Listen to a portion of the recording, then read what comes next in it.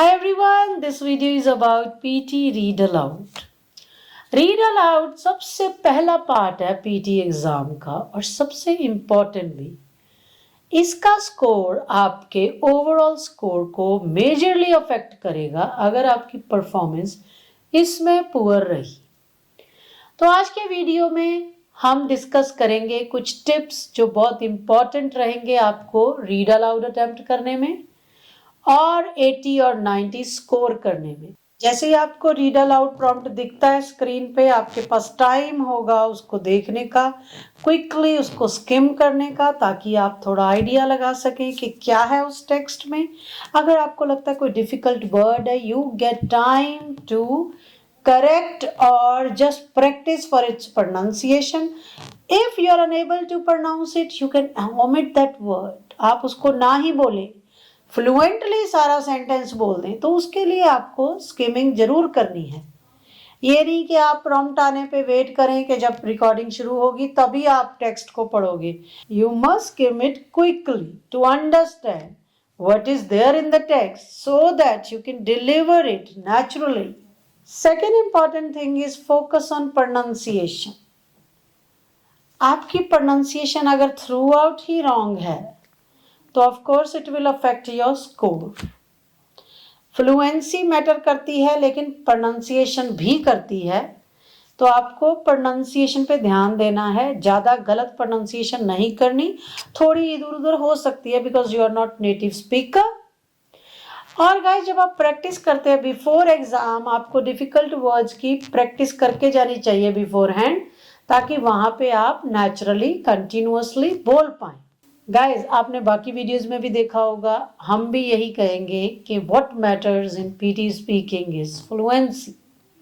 Same goes with reading कि reading में आपको फ्लुएंसी पे ध्यान देना है, फ्लुएंसी पे ध्यान देना है, but that doesn't mean stress intonation भूल जाएं आप।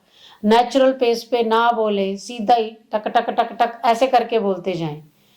Fluency doesn't mean wrong pronunciation. Fluency से आपको रीड अलाउड में तो स्कोर मिल जाएगा, लेकिन जो आपका स्किल टाइप में कनेक्शन है वहां आप मिस कर जाएंगे। Guys, read the text in breathable chunks. Means if sentence is too long, take a breath. ऐसा नहीं कि आप एक ही सांस में सारा बोलते जा रहे हैं, कहीं पे भी आप ब्रेक नहीं लगा रहे। लेकिन break doesn't mean fluency affect हो कि ब्रेक ही ले ली। कॉमा पे हल्का सा स्ट्रेस लेना है। In read aloud avoid over correction. अगर आपकी इंग्लिश अच्छी है, आपको लगा कि आपने एक वर्ड गलत प्रोनाउंस कर दिया, उसको करेक्ट नहीं करना। It will affect your fluency and overall score. कोई बात नहीं, आप गलत बोल गए, प्लीज आगे बढ़ जाइए quickly.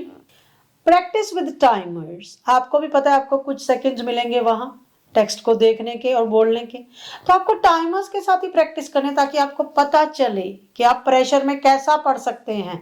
How can you read fluently in pressure, और कितना करेक्ट प्रोनाउंसिएशन जा रहा है आपका। Guys, always record and listen to yourself. जब आप खुद से खुद को रिकॉर्ड करके सुनेंगे, आपको पता चलेगा फ्लुएंसी के चक्कर में कहीं आपने गलत ही प्रोनाउंसिएशन तो नहीं कर दी, कहीं गलत वे से तो नहीं रीड कर रहे, या फिर सही वे से रीड करने के चक्कर में फ्लुएंसी टोटल अफेक्ट तो नहीं हो रहा। तो आपको ये चेक करने के लिए खुद को खुद ही सुने। Practice makes you perfect. Stay calm and confident. Guys, confidence is very important, but आपको उसके साथ साथ काम भी रहना है। ये ना हो आप एकदम से शुरू हो जाएं, तो नहीं तो आपकी क्या होगा, जो नेचुरल आपका वे है स्पीकिंग का, फ्लुएंटली बोलने का, वो भी अफेक्ट होगा। क्यों? आप पैनिक कर गए। Confidence but not overconfidence, calm but not panic. So don't panic, focused and speak properly. चलिए गाइस, प्रैक्टिस करते हैं थोड़ी रीड अलाउड की कि कैसा आपको नहीं बोलना और कैसा आपको बोलना चाहिए। पहले हम देखते हैं कि क्या बिग नो है रीड अलाउड में।